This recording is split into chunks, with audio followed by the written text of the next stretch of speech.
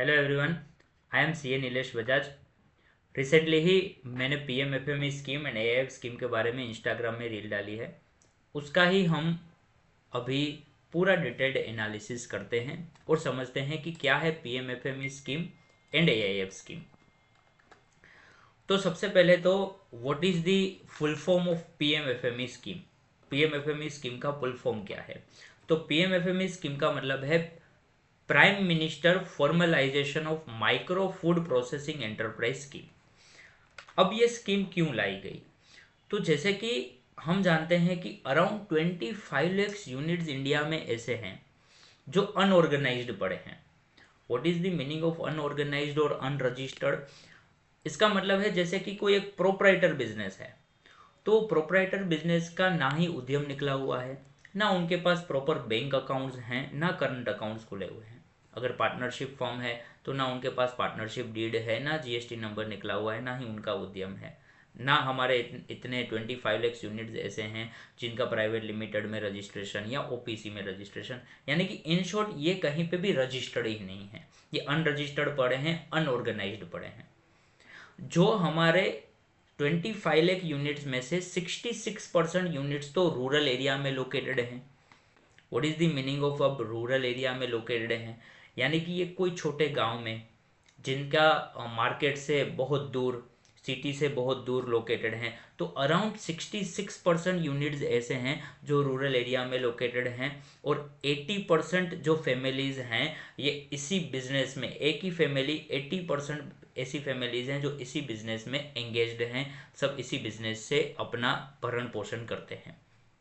तो ये जो अनरजिस्टर्ड सेक्टर्स हैं या अनरिकॉग्नाइज सेक्टर्स हैं, अनऑर्गेनाइज सेक्टर्स हैं, इनको ऑर्गेनाइज करने के लिए, इनको फॉर्मलाइज करने के लिए, उनको रजिस्टर्ड करने के लिए ये पीएमएफएमई स्कीम लाई गई, ताकि जो भी कैपिटल इन्वेस्टमेंट कोई फूड प्रोसेसिंग यूनिट कर रहा है तो गवर्नमेंट उनको पूरे का पूरा बेनिफिट दे सके। जैसे कि पीएमएफएमई स्कीम है, उसका एक ही ऑब्जेक्टिव है कि हम ज़्यादा से ज़्यादा मार्केट इंटीग्रेशन करवा सके। मार्केट इंटीग्रेशन का मतलब क्या है कि जो रूरल एरियाज़ में लोकेटेड हमारे बिजनेसेस हैं वो रूरल एरिया में इतना मार्केट इंटीग्रेशन नहीं है, वो मार्केट से बहुत दूर है। जैसे कि वो कोई चीज़ प्रोड्यूस करते हैं या वेयर हाउस वो सेटअप करते हैं, तो उनका ट्रांसपोर्टेशन कॉस्ट ही इतना बढ़ जाता है जिसकी वजह से उनको प्रोडक्ट महंगी बन जाती है और मार्केट में वो सर्वाइव नहीं कर पाते हैं। तो गवर्नमेंट ने पीएमएफएमई स्कीम के तहत ऐसा बोला कि 35% हम कैपिटल सब्सिडी देंगे टू द बेनिफिशियरी। अब what is the meaning of 35%? किस तरह से कैलकुलेट किया जाएगा? तो आपको इसमें सब्सिडी मिलती है 35% ऑफ योर प्रोजेक्ट कॉस्ट। अब आपको क्वेश्चन होगा कि what is the meaning of project cost. जैसे कि कोई भी बिजनेस आप शुरू करना चाहते हैं तो उस बिजनेस के लिए हमें इन्वेस्टमेंट करना पड़ता है। जैसे कि कोई मशीनरी लेनी पड़ती है, कंस्ट्रक्शन करवाना पड़ता है। अगर कोई वेयर हाउस बिल्ड कर रहा है तो वेयर हाउस के लिए कंस्ट्रक्शन करवाना पड़ता है, एटमोसफियर ऐसा बनाना पड़ता है, उसके लिए एम्प्लॉयमेंट जनरेशन करवानी पड़ती है। या फिर कोई मशीनरी कोल्ड स्टोरेज है तो उसके लिए प्लांट एंड मशीनरी सेटअप करने पड़ते हैं। तो ये जो भी इन्वेस्टमेंट करने पड़ते हैं उसको बोलते हैं प्रोजेक्ट कॉस्ट। तो गवर्नमेंट बोलता है कि जो भी इन्वेस्टमेंट आप कर रहे हैं, जो भी आपका प्रोजेक्ट कॉस्ट है, उसका 35% हम पीएमएफएमई स्कीम के तहत आपको बेनिफिट दे देंगे। बट याद रखिएगा ये मैक्सिमम बेनिफिट 10 लाख तक का हो सकता है। यानी कि पीएमएफएमई स्कीम के तहत 10 लाख से ज़्यादा आपको बेनिफिट नहीं मिल सकता। और इसमें और एक कंडीशन गवर्नमेंट ने लगाई है, जो कंडीशन लगाई है कि मिनिमम 10% तो बेनिफिशियरी को ही इन्वेस्ट करना पड़ेगा। जैसे कि अगर आप 1 करोड़ का इन्वेस्टमेंट कर रहे हैं तो एटलीस्ट 10% तो आपके खुद का कैपिटल उसमें इन्वेस्ट होना चाहिए।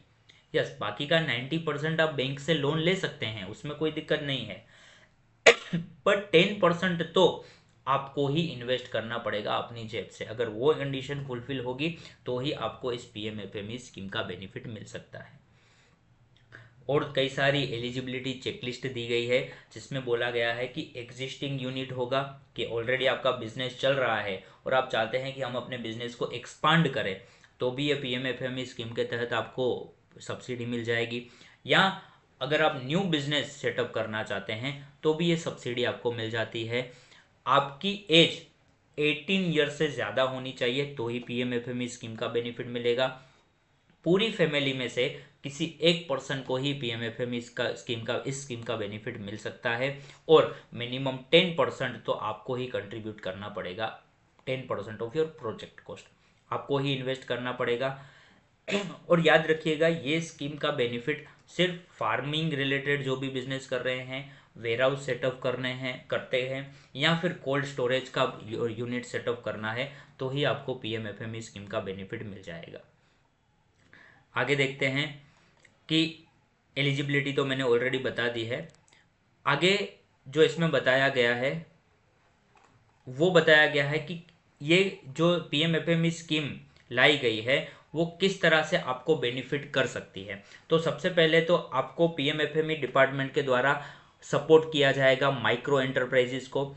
आपको पीएमएफएमई स्कीम के तहत ब्रांडिंग एंड मार्केटिंग सपोर्ट भी मिलेगा, जैसे कि एडवर्टाइजमेंट करवाना, आपके प्रोडक्ट की मार्केटिंग करवाना, उसके लिए सब्सिडी प्रोवाइड करना, वो भी आपको इसमें दिया जाएगा। Institutional strengthening, project management framework आपको बेनिफिट दिया जाएगा।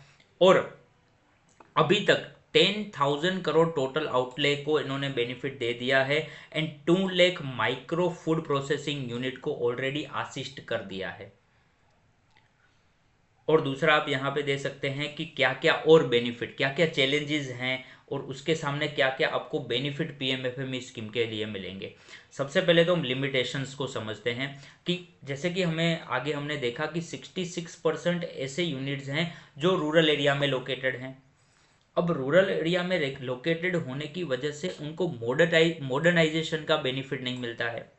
उनको न्यू मशीनरीज वहाँ पे इतनी अवेलेबल नहीं होती हैं। कभी कभी तो बेसिक फैसिलिटीज़ भी रूरल एरिया में अवेलेबल नहीं है, जैसे कि इलेक्ट्रिसिटी।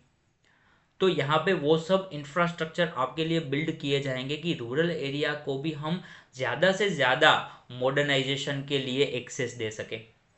दूसरा है deficient quality and safety controls. जैसे कि रूरल एरिया में इतने सेफ्टी कंट्रोल्स नहीं होते हैं फॉर देयर लेबर्स।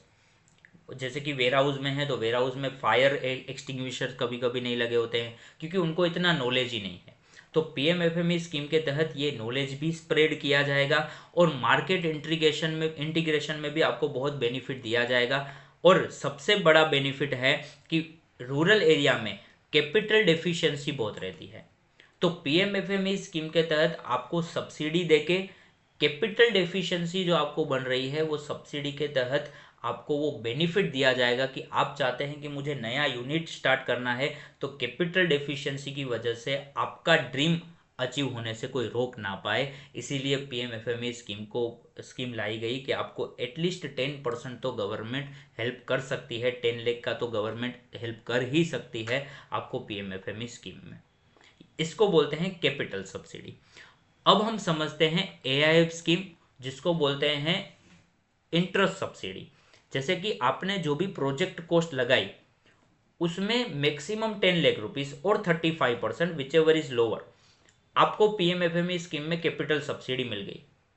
और जैसे कि मैंने ये भी बताया कि जो भी प्रोजेक्ट कॉस्ट होगा उसका 90% हम बैंक लोन ले सकते हैं। अब बैंक ऐसे ही तो लोन देता नहीं है, उसके लिए हमसे कुछ ना कुछ इंटरेस्ट चार्ज करेगा।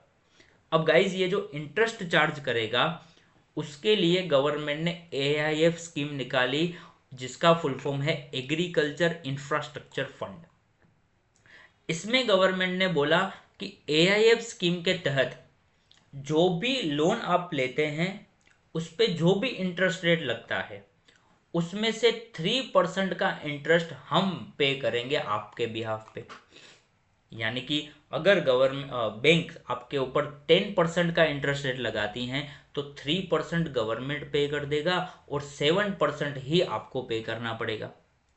अभी तक एआईएफ स्कीम के तहत अराउंड 47,500 करोड़ तो ऑलरेडी सैंक्शन किए गए हैं और अराउंड 74,500 प्रोजेक्ट को अप्रूव किया गया है, और जिसकी वजह से 78,500 करोड़ के फंड यहाँ पे ऑलरेडी मोबिलाइजेशन किए गए हैं।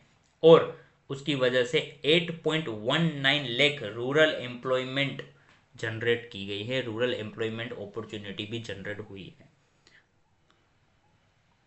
यहाँ पे आप देख सकते हैं ये पूरा 47,500 और जो डेटा मैंने अभी बोला वो पूरा यहाँ पे ड्राफ्ट किया गया है। ये डॉक्यूमेंट्स की लिस्ट जो भी है, ये पूरे डॉक्यूमेंट्स की लिंक जो है मैं डिस्क्रिप्शन में अपलोड कर दूंगा। आप डिस्क्रिप्शन से ये डॉक्यूमेंट्स डाउनलोड कर सकते हैं, रीड कर सकते हैं। अगर आपको उसमें कुछ डाउट होता है तो आप हमारे कमेंट सेक्शन में लिख सकते हैं, हम उस डाउट का भी रिप्लाई देने की कोशिश करेंगे। आगे बढ़ते हैं। अब आगे इसमें क्या लिखा हुआ है कि अराउंड आप देखिए 6,623 यूनिट्स जो वेयर हाउसेज हैं उनको एआईएफ स्कीम में इंटरेस्ट सब्सिडी दी गई। 688 यूनिट कोल्ड स्टोरेज है जिसको ये बेनिफिट दिया गया, एंड 21 यूनिट्स ऐसे हैं जो सिलो प्रोजेक्ट्स हैं उनको भी ये बेनिफिट दिया गया है। तो इस तरह से PMFME scheme and AIF scheme आपको बेनिफिट देता है, और उसमें सबसे अच्छा बेनिफिट तीसरा भी है जो है सीजीटी-एमएससी। अब ये सीजीटी-एमएससी क्या होता है, थोड़ा उसका भी डिटेल में आपको दे देता हूँ। जैसे कि आपको कोई भी लोन लेना है तो उसकी वजह से कुछ ना कुछ आपको सिक्योरिटी प्रोवाइड करनी पड़ती है, गारंटी प्रोवाइड करनी पड़ती है कि हम कोई डिफ़ॉल्ट नहीं करेंगे। तो गवर्नमेंट बोलता है कि अब वो आपको गारंटी देने की ज़रूरत नहीं है। सीजीटी-एमएससी स्कीम के तहत हम आपके बिहाफ पे गारंटी दे देंगे। इसको बोलते हैं सीजीटी-एमएससी स्कीम कि आप लोन लीजिए, आप कोई भी सिक्योरिटी मत दीजिए, आपके बिहाफ पे हम बैंक को सिक्योरिटी दे देंगे कि ये बंदा बेनिफिशियरी अगर कुछ डिफॉल्ट करता है तो we will repay their loan. देखिए ये कितना अच्छा बेनिफिट दिया गया है। तो ये होता है सीजीटी-एमएससी, और इसमें भी मैं बता दूं कि सीजीटी-एमएससी में 1.18% जितना कोई चार्जेस लगता है, अराउंड 1.18% होता है विथ जीएसटी। तो अब गवर्नमेंट उसकी भी सब्सिडी शुरू कर दी है कि सीजीटी-एमएससी जो भी चार्जेस बैंक आप पे लगाती है उसको भी रीपे, उसका चार्जेस का भी हम आपको सब्सिडी दे देंगे, वो भी आपको अपनी जेब से पे नहीं करने हैं। तो ये तीनों बेनिफिट बहुत अच्छे बेनिफिट हैं। तो अगर आप फार्मिंग रिलेटेड कोई बिजनेस करना चाहते हैं, वेयर हाउस सेटअप करना चाहते हैं, कोल्ड स्टोरेज सेटअप करना चाहते हैं, या फार्मिंग रिलेटेड कोई भी बिजनेस करना चाहते हैं, तो पीएमएफएमई स्कीम के तहत 35% का कैपिटल सब्सिडी क्लेम करिए। एआईएफ स्कीम के तहत 3% का इंटरेस्ट सब्सिडी क्लेम करिए। 90% तक की आपको लोन मिल सकती है जिसकी गारंटी भी सीजीटी-एमएससी के तहत गवर्नमेंट लेगा। तो इससे अच्छा बेनिफिट तो हो ही नहीं सकता है। मैं इस डॉक्यूमेंट्स की लिंक डिस्क्रिप्शन में डाल देता हूँ, वहाँ से डाउनलोड करिए। अगर कुछ भी क्वेरी आती है कमेंट सेक्शन में डालिए, we will definitely try to give answer to each and every queries. Keep supporting, और इस चैनल को सब्सक्राइब करना मत भूलिएगा। Thank you.